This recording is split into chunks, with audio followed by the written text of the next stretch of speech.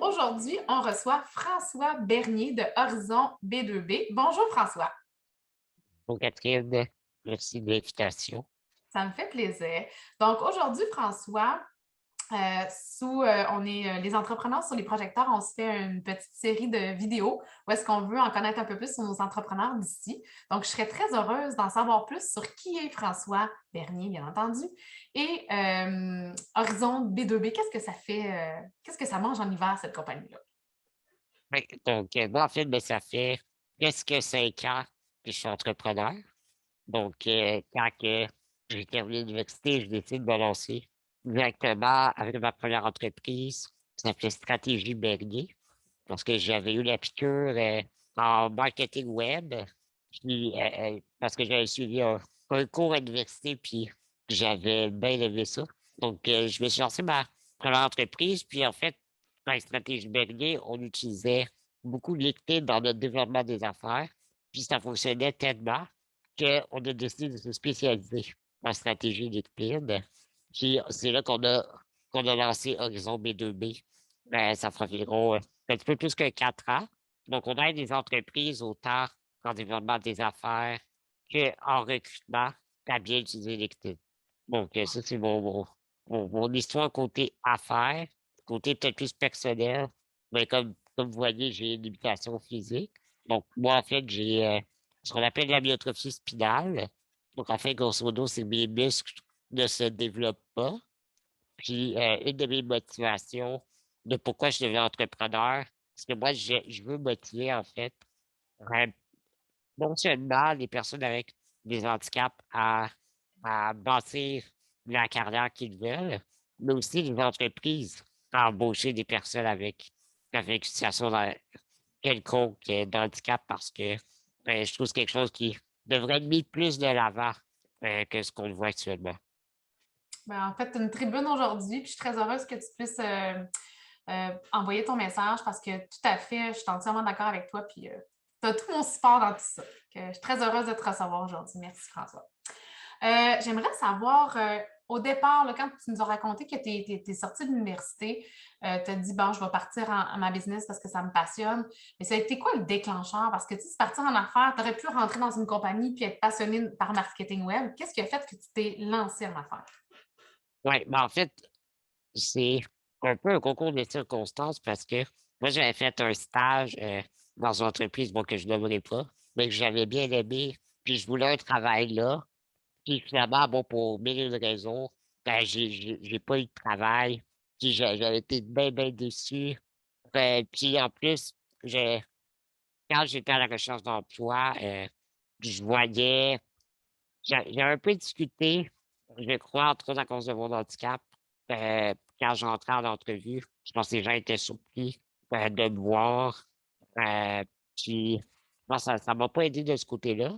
Donc j'ai décidé de juste me lancer à mon compte, d'essayer, de voir qu'est-ce que ça allait donner. Puis finalement, ben, ça n'a pas arrêté depuis 5 ans. Donc donc tu sais, je pense que j'ai fait un très bon choix de ce côté-là, là. Est-ce que tu as une équipe qui travaille avec toi maintenant? Ouais, donc on est 6 actuellement. Wow! Puis, donc on est, on grandit, tranquillement de ce côté-là, là. Bravo! Tout à ton honneur.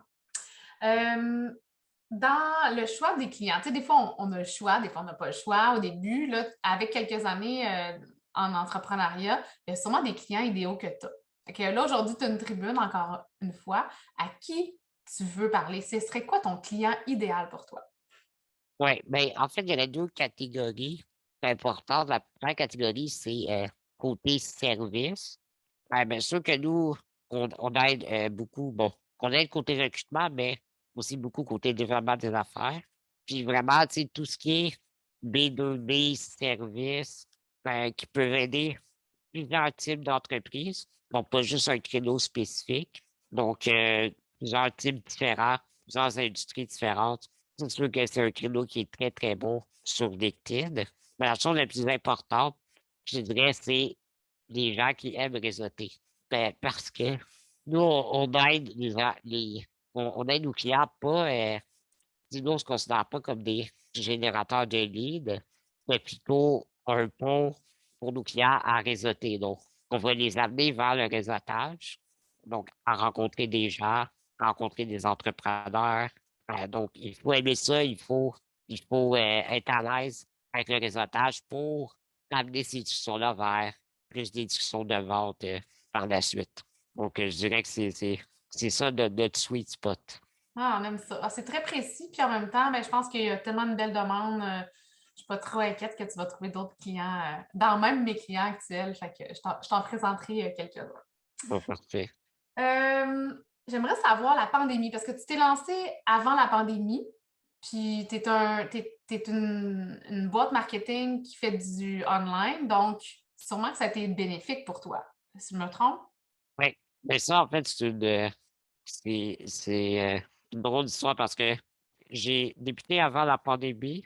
Puis quand que la pandémie a commencé, on a perdu en une journée 75% de nos clients. Donc, ça a été quand que Legault a annoncé que le Québec était sur pause. Ben, c'est là qu'on a perdu d'un coup trois quarts de nos clients. Puis après ça, comme tu dis, en fait, le réseautage virtuel est devenu une normalité. Alors qu'avant, on générait plus des rencontres en personne. Bon, parfois, c'était pas évident parce que ça devait toujours être localement. Mais maintenant, ça nous a ouvert des portes pour que les entreprises, maintenant, sont habituées de faire des rencontres virtuelles. Puis, tu peux rencontrer des gens de partout dans le monde. Donc, aussitôt que ça s'est développé, là, oui, ça nous a beaucoup aidé dans notre croissance parce que la demande a augmenté de ce côté-là. Puis surtout avec le fait que si tous les événements réseautage ils ont arrêté pendant 2 ans, les salons, etc. Mais là, LinkedIn devenait vraiment un outil très important de ce côté-là, là. Mm, tout à fait. Très bien. Merci. Mais en fait, ça fait partie de mes stratégies, donc je te comprends. Exact. Ben, je suis sûr que ça marche. Bon. Tout à fait, ça marche. Euh, les affaires, comme dans la vie, puis là, c'est une question existentielle, tu vas me dire, mais on fait des apprentissages. Ça serait quoi, à ton avis, depuis que tu es propriétaire de ton entreprise, un de tes plus gros apprentissages que tu as fait? Puis autant, ça peut être un impact personnel que business.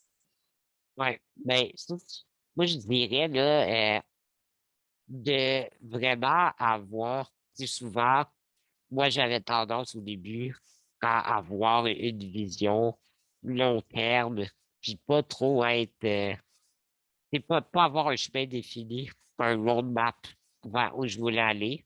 Donc, finalement, j'allais un petit peu n'importe où. Donc, tu sais, maintenant, j'ai appris à vraiment avoir chacune des étapes définies, avoir des plans autant long terme que court terme, que très court terme, que, tu sais, des projets d'une journée autant que des projets d'un an. Je pense que ça, c'est la chose que j'ai le plus appris dans mes 5 années. Puis aussi, bon, évidemment, tu sais, de toujours s'assurer de supporter ton équipe parce que tu vas aussi loin que ton équipe va. C'est pas l'entrepreneur qui va réussir à tout faire lui-même ou elle-même. Donc ça, c'est d'être d'avoir un chemin bien défini pour atteindre tes objectifs, puis aussi d'amener ton équipe vers ce chemin-là, là. Mm. Donc, Ah, je dirais que bravo. Ouais. ouais, Ouais. exact. Tu sais, souvent, on le vit en théorie, on le sait, mais c'est de le vivre en pratique. Puis je suis à la même place que toi, c'est de dire, OK, là, je travaille 70 heures semaine. Si je veux arriver plus loin avec mon entreprise, ben, il faut que je prenne un pas de recul, puis que je délègue les bonnes choses, puis que je supporte mon équipe. Fait que moi, j'ai une petite roue souvent que je dis, l'entrepreneur supporte l'équipe supporte les clients supportent l'entreprise supporte l'entrepreneur. Si tout le monde fait son rôle, ben, Ouais, on va gagner, puis on va tous arriver plus loin, puis plus haut. Mais sais, c'est de la théorie. C'est juste que quand tu es dedans, souvent, ben, ouais, un coach, puis à mon avis, tu as peut-être eu des coachs puis des mentors autour de toi, mais souvent, ça nous aide à nous décoller puis à le voir, ça. Fait que bravo, c'est tout à ton honneur comme apprentissage. Puis, tu sais, de l'apprendre aussi rapidement, ça nous évite aussi de tourner en rond puis tout le temps faire les mêmes erreurs. Fait que l'équipe est là pour nous supporter. Aujourd'hui, ça serait quoi qui t'inspire le plus? ouais. Mais tu sais, moi, quand j'ai commencé à être entrepreneur, je connaissais vraiment pas grand-chose dans le milieu. Je connaissais pas vraiment. j'ai pas eu de cours en management. Mm. Mon background est plus en stratégie d'affaires, pas en management d'équipe. Puis j'ai découvert Simon Sinek euh, avec le fameux Start with Why. Mhm. Puis ça, c'est quelque chose vraiment qui a changé ma vie d'entrepreneur Mm. parce que vraiment sa vision de voir les choses, de vraiment avoir une raison d'être. En affaires, moi, ma raison d'être, c'est, comme je disais au début, d'inspirer les personnes avec des handicaps, d'inspirer les entreprises à vraiment changer leur façon de faire. Ça a été vraiment quelque chose qui m'a beaucoup inspiré, qui m'inspire encore. Aujourd'hui, même quand je rencontre des entrepreneurs, je leur demande c'est quoi leur raison d'être, puis ils en ont pas trouvé encore, mais je vais les aider à en trouver. Parce que pour moi, ça change tout une fois que tu l'as trouvé, là. Je suis d'accord avec toi. Mais puis, tu sais, une raison d'être, c'est une raison de se lever le matin, c'est une raison de contribuer dans la société. Tu sais, je pense que quand on perd ça, puis tu sais, moi, j'ai lu aussi le E-Myth de Gerber, puis je te dirais que c'est souvent ça, c'est qu'on se lève le matin pour aller faire un job. Mais c'est pas ça. Quand on est parti en entreprise, on avait un rêve, on aspirait à avoir un impact. Fait que quand tu t'en rappelles, puis que tu te dis, OK, moi, je me lève pour faire une différence avec les gens qui ont des différences, ben ça te donne un sens à ta journée pas mal plus que je m'en vais Ben faire oui, des connexions sur LinkedIn parce que je veux que les entreprises, oui, ton faire, c'est ça, mais ta raison d'être, c'est pas ça. Tu sais. Fait que, ben bravo. oui, c'est Puis, ça. Tu sais, quand t'as des moments plus difficiles, quand t'as des challenges, je vais toujours repenser à ça. OK, je fais ça pour ça. Maintenant, faut que je me relève les manches puis que je travaille. tout à fait. C'est à ton honneur. Est-ce que tu as une petite phrase, un dicton, une petite quote là, que tu utilises, là, je dis une petite, mais ça peut être une grande, là, que tu utilises puis que tu gardes même prêt avec ton équipe pour leur donner une inspiration quotidienne? Ben, en fait, nous, notre mission qu'on a chez Horizon V2B, puis tu sais, ça vient un peu relié avec Start with Why. Nous, en fait, quand on travaille avec nos clients, on veut les aider à passer au travers de n'importe quel obstacle.